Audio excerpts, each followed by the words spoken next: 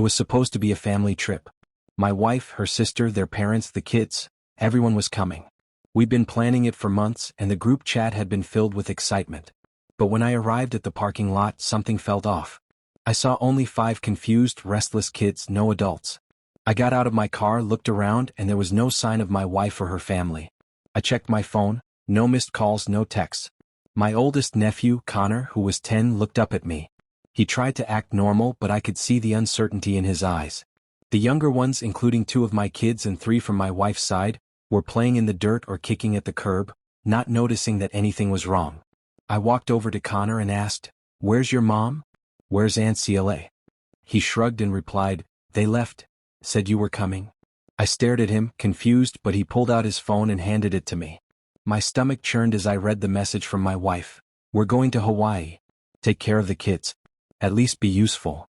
I couldn't believe it. I read the message over and over, hoping it was some kind of mistake or joke, but there was no camera, no laughter.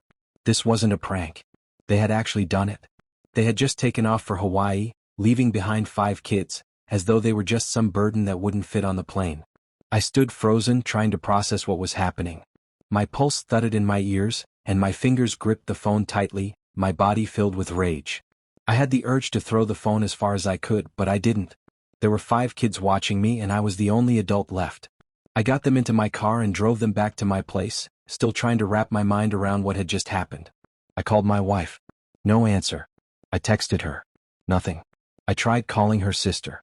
Straight to voicemail. I sat at the kitchen table with the 5 kids, all of them now my responsibility, trying to figure out how a mother, let alone an entire family, could just do something like this. The anger wasn't just for me. It was for the kids too. They didn't deserve this. They deserved better. I couldn't understand how anyone could abandon their children like this. That's when I made the decision to call CPS. The social worker arrived the next morning, and though it wasn't an easy choice, I knew I couldn't keep them. I wasn't their legal guardian, and I couldn't just keep them indefinitely. I didn't want to be the one picking up the pieces when their mothers came back and pretended everything was fine. The process moved quickly, and by the afternoon the kids were placed in emergency care. My own 2 children stayed with me, and I blocked my wife's number. I blocked her entire family. I was done. A week passed before they returned, and I didn't hear from them directly. But I saw the photos on social media. Sun-kissed skin, tropical drinks, and big smiles. No mention of the kids they had abandoned. It felt like a slap in the face. Then the day they returned, I got a call, not from my wife but from her sister. Her voice was sharp and furious. "What the hell did you do, Jake?" I almost laughed. "What did I do?" "I took care of your kids, something you apparently couldn't be bothered to do." "You called CPS? Are you insane?" she screamed. I gripped my phone tighter. "No, but you are. If you think you can just dump your kids on me with 0 warning and fly off to paradise, you've got another thing coming." "It was just a few days," she snapped. "We needed a break. You don't get it." "Oh, I get it," I shot back. "You're selfish. That's what I get." She kept yelling, but I hung up before she could say more. My wife called next. I let it go to voicemail. Then came the texts, the apologies, the justifications, the guilt trips. I ignored them all. A few days later they showed up at my door. I didn't let them in. My wife was standing there, still tan from her vacation, arms crossed like I was the problem. Her sister was next to her, her eyes red and furious. "You ruined everything," my wife shouted.